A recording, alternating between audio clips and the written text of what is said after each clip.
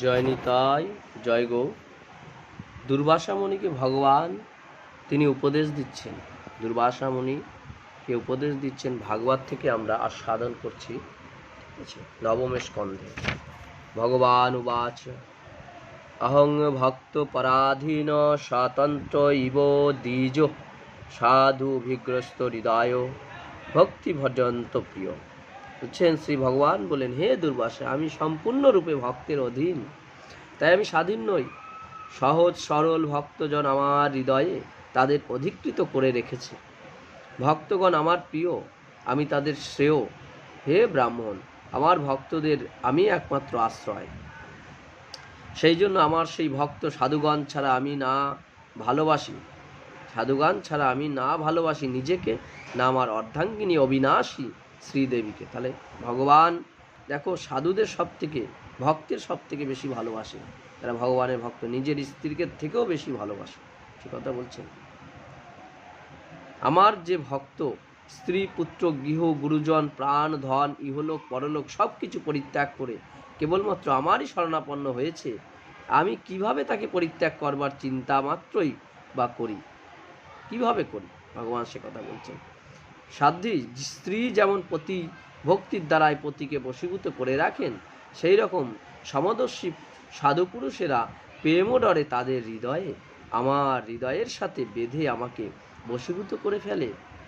আমার অনন্য প্রেমী ভক্তগণ কেবলমাত্র আমার সেবার দ্বারাই পরিতৃপ্ত থাকেন, নিজেকে কৃতকৃত্য মনে করেন। ওই সেবার দ্বারায় শালক্য সারূপ্য ইত্যাদি চতুর্বিধি মুক্তি তাদের সামনে এসে উপস্থিত হলেও তারা তা স্বীকার করতে চান না। দেখো, তারা মুক্তি চায় না ভক্তরা। সুন্দর এখানে শ্লোক বলছে। তাহলে যেসব পদার্থ কালের গতিতে বিনষ্ট হয়, সেই সব প্রাকৃত পদার্থের কথা আর কি বলা যায়? হে দুর্বাসা, আমি আমার কথা আর কি বলবো? আমার প্রেমী ভক্ত তো আমার হৃদয়, আর সেই ভক্তের হৃদয়ে আমি স্বয়ং। তারা আমাকে ছাড়া আর কিছু জানে না, আমিও তাদের ছাড়া আর কিছু জানি না। ভগবান কি বলে বলছে? অর্থাৎ যারা ভগবানের প্রেমী ভক্ত, তাদের ছাড়া ভগবান কিছু জানে না, আর ভক্তরা ভগবান ছাড়া কিছু জানে না। হে বিপ্র, আমি তোমাকে এক উপায় বলছি, শোনো। যার অনিষ্ট করবার চেষ্টায় তুমি এই বিপদ ডেকে এনেছো, তুমি তার কাছে যাও। নিরপরাধ সাধুদের ক্ষতির চেষ্টা করলে অনিষ্টকারীরই অমঙ্গল হয়, এতে কোনো সন্দেহ নেই। কারো যদি, যে অপরাধ করেনি তার যদি তুমি অনিষ্ট করতে যাও, তাহলে তোমারই ক্ষতি হবে, কোনো সন্দেহ নেই।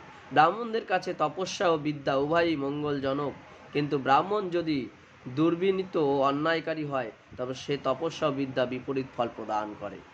সুন্দর বলেছে, দেখেছো? হে ব্রাহ্মণ, তোমার মঙ্গল হোক। তুমি নাভাগ পুত্র মহাভাগ রাজা অম্বরীশের কাছে গিয়ে তার ক্ষমা প্রার্থনা করো, তাহলেই তোমার শান্তি হবে। অর্থাৎ এখানে খুব সুন্দর বুঝিয়ে দিয়েছে কাকে? দুর্বাসা মুনিকে ভগবান। দুর্বাসা মুনিকে, যে তুমি যার কাছে অপরাধ করেছো সেই পরম বৈষ্ণবের কাছে তুমি গিয়ে ক্ষমা প্রার্থনা করো, তাহলেই তোমার অপরাধ ক্ষমা হবে। এই হচ্ছে ভগবানের বিধান, ভগবানের নীতি। তিনি ভক্তের অধীন ভগবান, তাই তাকে বলা হয়েছে বাঞ্ছা কল্পতরু। ভক্ত তার নাম রেখেছে বাঞ্ছা কল্পতরু, তাই ভক্তের অধীন ভগবান। জয় নিতাই, জয় গৌর। সবাই আস্বাদন করবে।